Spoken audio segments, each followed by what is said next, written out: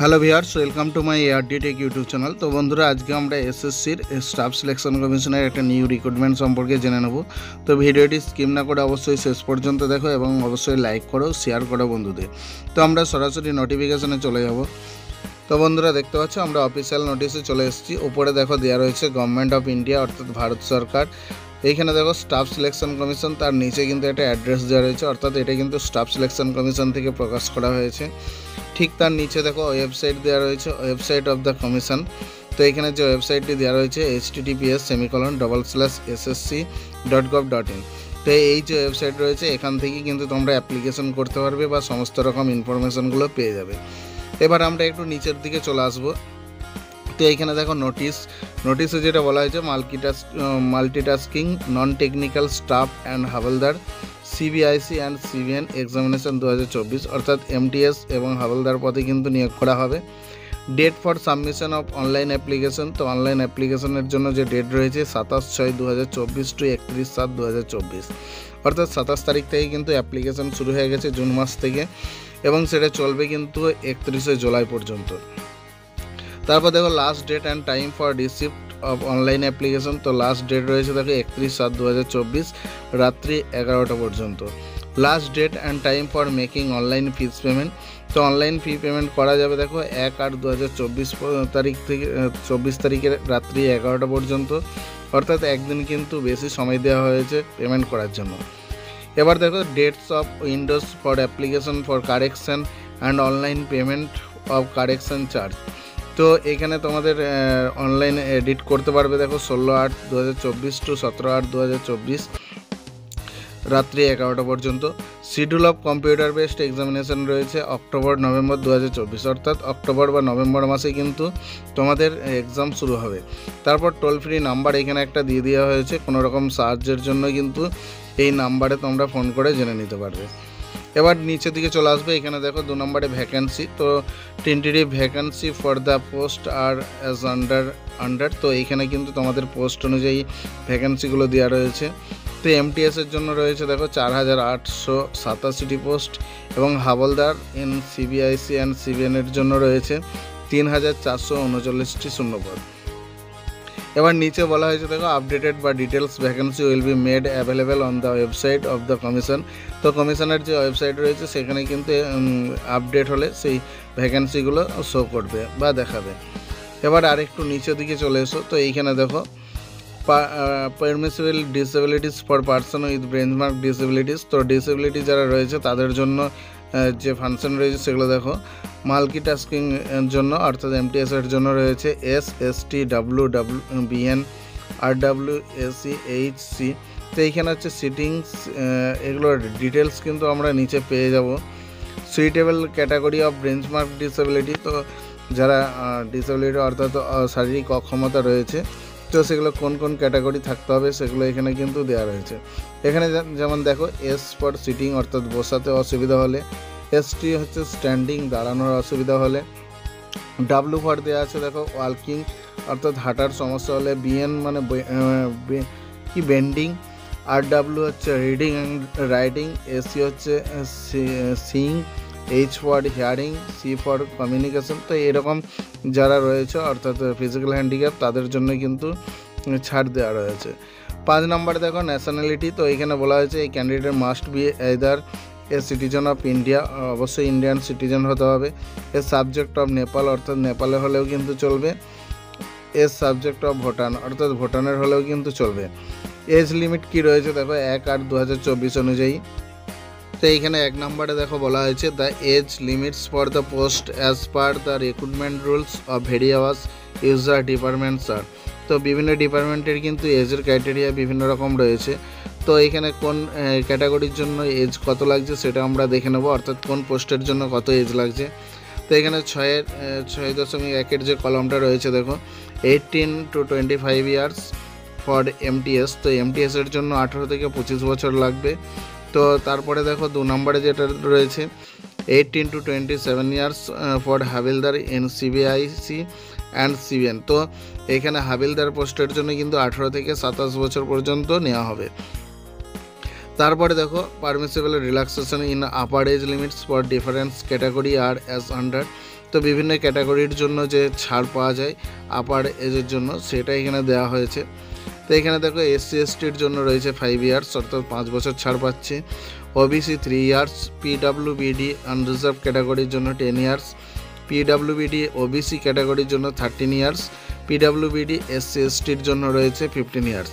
অর্থাৎ যারা physical handicap রয়েছে তাদের কিন্তু বয়সের ছাড়গুলো এসসি এসটি এবং জেনারেলদের ক্ষেত্রে সেইভাবেই দেওয়া রয়েছে। এক্স সার্ভিসম্যান দেখো রয়েছে 3 years after education of the military service. তো মিলিটারি সার্ভিস হয়ে থাকলে কিন্তু সেখানে 3 বছরের ছাড় পেয়ে যাবে। এরপর আমরা আরেকটু নিচের দিকে চলে আসবো। তো নিচের দিকে আসার পর দেখো এখানে যেটা দেওয়া রয়েছে অ্যাপ্লিকেশন ফি 11 নম্বরে। তো এখানে বলা হয়েছে ফি পেয়েবল RS 100 রুপিস, তো 100 টাকা পেমেন্ট করতে হবে। দ্বিতীয়তে যেটা বলা হয়েছে women candidates belong to schedule caste, schedule tribe, pension with benchmark disability and ex serviceman for reservation is excepted from payment of ফি।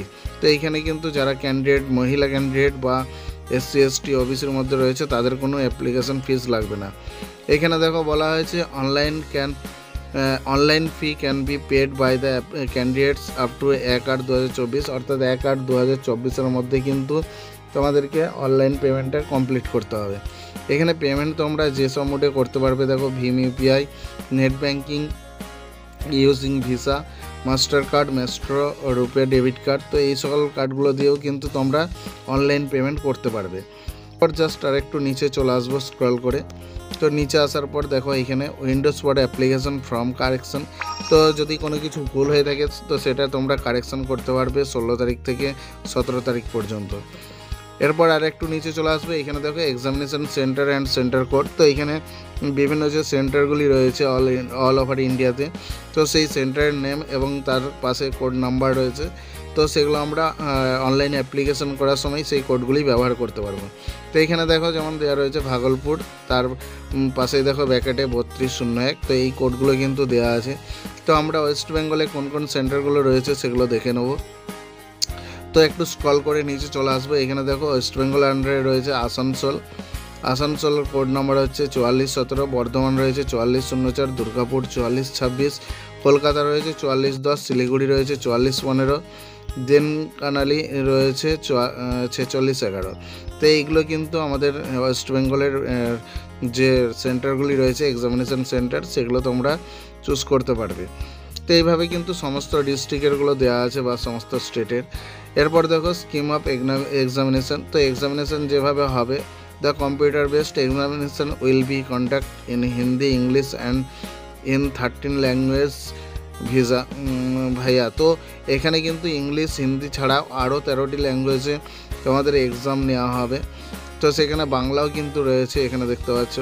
তারপর আর একটু নিচে চলে আসবে, এখানে দেখো কম্পিউটার বেসড এক্সামিনেশন। তো অবশ্যই কিন্তু কম্পিউটার বেসড এক্সামিনেশন হবে। তো এইখানে সাবজেক্ট দেখো নিউমেরিক্যাল অ্যান্ড ম্যাথামেটিক্যালি অ্যাবিলিটি। তো এইখানে থাকছে তোমাদের 20টি কোশ্চেন 60 নম্বরে, টাইম থাকবে 45 মিনিট।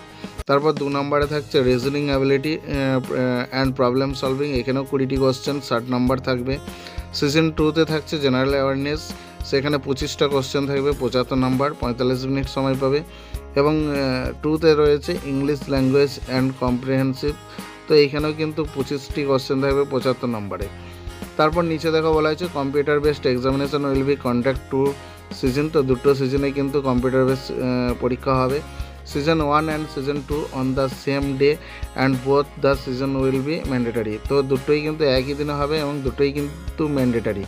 তারপর বলছে দেখো the candidate will get 45 minute to complete season 1। তো একটা সিজনের জন্য 45 মিনিট পাবে।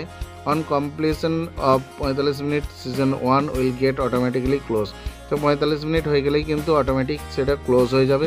তারপরে আবার ঠিক সিজন 2 কিন্তু স্টার্ট হয়ে যাবে। তো তারপর আর একটু নিচের দিকে চলে আসবো, এখানে দেখো indicative syllabus for computer examination base. তো যেগুলোর উপর হবে numerical and mathematics, reasoning ability, general awareness. তারপরে থাকবে দেখো নিচে ইংলিশ ল্যাঙ্গুয়েজ, তো ইংলিশের উপরেও কিন্তু থাকবে। এবার রয়েছে 14.8-এ দেখো ফিজিক্যাল এফিসিয়েন্সি টেস্ট অর্থাৎ পিএটি এবং ফিজিক্যাল স্ট্যান্ডার্ড টেস্ট। তো এখানে ফিজিক্যাল এফিসিয়েন্সি টেস্টের জন্য রয়েছে দেখো ওয়ার্কিং। তো এখানে দৌড়াতে হবে মেলদের ক্ষেত্রে 1600 মিটার ইন 15 মিনিটস, তো 15 মিনিটে 1600 মিটার দৌড়তে হবে। ফিমেলদের সেখানে 1 কিলোমিটার ইন 20 মিনিটস, তো 1 কিলোমিটার দৌড়তে হবে 20 মিনিটে। তো মেল ফিমেলদের এইভাবেই কিন্তু তোমাদের ফিজিক্যাল এফিসিয়েন্সি টেস্টটা হবে। তো তারপর আমরা আরেকটু নিচের দিকে চলে আসবো। তো এখানে দেখো ফিজিক্যাল স্ট্যান্ডার্ড টেস্ট, তো এখানে হচ্ছে তোমাদের যে মাপ রয়েছে সেটা দেখো দেওয়া আছে। তো মেলদের ক্ষেত্রে রয়েছে হাইট দেখো 157.5 centimetre, relaxation by 5 centimetres in the case of Gorkhaland Assam. তো এদের জন্য কিন্তু 5 সেন্টিমিটার ছাড় রয়েছে। চেস্ট রয়েছে দেখো 81 সেন্টিমিটার। ফিমেলদের ক্ষেত্রে 152 হাইট এবং ওয়েট লাগছে 48 কেজি। তো এবার আমরা আরেকটু নিচের দিকে চলে আসবো। এখানে দেখো অরিজিনাল ভ্যালিড ফটো আইডি, তো এখানে যেগুলো লাগবে আধার কার্ড অথবা print out Aadhaar card, voter ID card, driving licence, PAN card, passport, ID card issue by university অথবা কলেজ স্কুল। তো এই সব ডকুমেন্টসগুলোর মধ্যে যে কোনো একটা লাগবে। তারপর দেখো মোড অফ সিলেকশন, তো এখানে সিলেকশন রয়েছে দেখো সিবিই পরীক্ষা রয়েছে।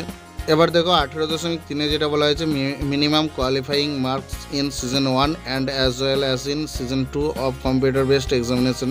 তো এখানে ইউআর ক্যাটাগরি 30%, ওবিসি বা ইডব্লিউএস 25%, অল আদার্স ক্যাটাগরি 20%। তো এসসি এসটি বা ওবিসি বা আদার্স ক্যাটাগরি যারা রয়েছে তাদের কিন্তু 20% মার্কস হলেই পাস করবে।